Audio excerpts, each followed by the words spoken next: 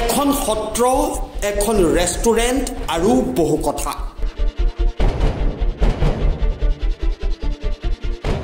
সত্ৰৰ চৌহদত থকা ৰেষ্টুৰেণ্টৰ মেনুত নাই কি? সত্ৰৰ চৌহদতে উপলব্ধ আমিষ খাদ্য। কোনে ক'ব, কোনে শুনিব? দুৰ্নীতিৰ ভূস্বৰ্গলৈ পৰিণত হৈছে এতিয়া জাৰাবাৰী শাখা সত্ৰ। অভিযোগ উত্থাপন হৈ আহিছে। আমি পূৰ্বতে বাতৰি প্ৰকাশ কৰিছিলোঁ যে জাৰাবাৰী শাখা সত্ৰৰ যি ভূমি, সেই ভূমিখিনি অবৈধভাৱে বিক্ৰী কৰা হৈছে আৰু শাখা সত্ৰৰ প্ৰাংগণত খোলা হৈছে বিলাসী ৰেষ্টুৰেণ্ট।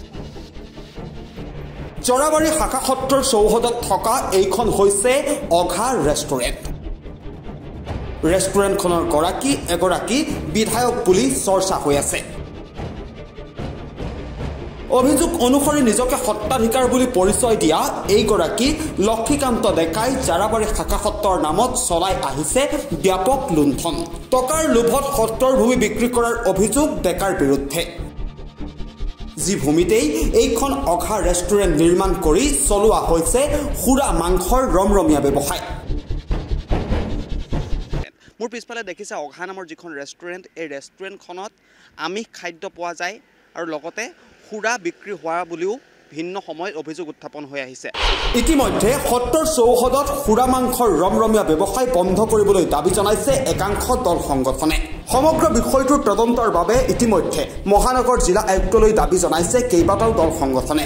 ইয়াৰ উপৰি সমগ্ৰ ঘটনাটোৰ সন্দৰ্ভত মুখ্যমন্ত্ৰীগৰাকীলৈও আবেদন জনাইছে কেইবাটাও দল সংগঠনে। আৰু আৰক্ষীৰ সৈতে ইতিমধ্যে মুখ্যমন্ত্ৰীৰ সৈতে এই ক্ষেত্ৰত শাখা সত্ৰৰ যিসকল শাখা সত্ৰৰ নামত যিসকলে এনেকুৱা ধৰণৰ কাৰ্যকলাপ কৰি আছে তেওঁলোকৰ বিৰুদ্ধে ইতিমধ্যে একাংশ দল সংগঠনে অভিযোগ উত্থাপন কৰিছে। আৰু তাৰ পাছতো কিন্তু যিগৰাকী মালিকী পক্ষৰ নাম উল্লেখ কৰা হৈছে লক্ষীকান্ত ডেকা, শাখা সত্ৰৰ নিজকে স্বয়ম্ভূ সত্ৰাধিকাৰ বুলি কয়। আৰু তাৰ পাছতে শাখা সত্ৰৰ কাষত থকা যিখন বিলাসী ৰেষ্টুৰেণ্ট, এই ৰেষ্টুৰেণ্টখনত আমিষ খাদ্যৰ লগতে সুৰা ইত্যাদি সুলভ হৈ পৰাৰ অভিযোগ উত্থাপন হৈ আহিছে। গতিকে আমি পুনৰবাৰ দাবী উত্থাপন কৰিছোঁ আৰু এই প্ৰতিবেদনত আমি দেখুৱাম যে কেনেকুৱা ধৰণৰ কাৰ্যসূচী ইয়াত ৰূপায়ণ কৰা হয় আৰু অঘা নামৰ যিখন ৰেষ্টুৰেণ্ট, সেই ৰেষ্টুৰেণ্টখনৰ মেনুৰ তালিকাত কি কি থাকে।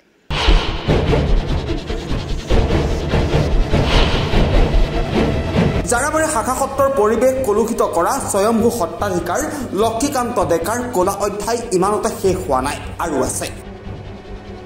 অসম চৰকাৰৰ অসম দৰ্শন আঁচনিৰ অধীনত আবণ্টন দিয়া অতিথিশালাৰ গৃহটো এতিয়া বনিয়া চক্ৰটোৱে ভঁৰাল গৃহ হিচাপে ভাড়ালৈ দিয়ে।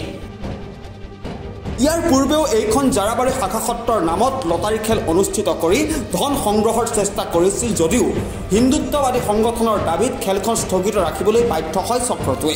জাৰাবাৰী শাখা সত্ৰৰ প্ৰতিষ্ঠাপক সত্ৰাধিকাৰ পুনাৰাম বাপৰ মৃত্যু হোৱাৰ পাছত তেখেতৰ আলপৈচান ধৰোতা এইগৰাকী স্বয়ম্ভূ সত্ৰাধিকাৰ লক্ষীকান্ত ডেকাৰ আৰু আছে কলা অধ্যায়। ইয়াৰ উপৰি সত্ৰৰ পৰিৱেশ কলুষিত কৰি মদ মাংসৰ ব্যৱসায় চলোৱা এইখন অঘা ৰেষ্টুৰেণ্টৰো আছে বহু ভিতৰুৱা কাহিনী।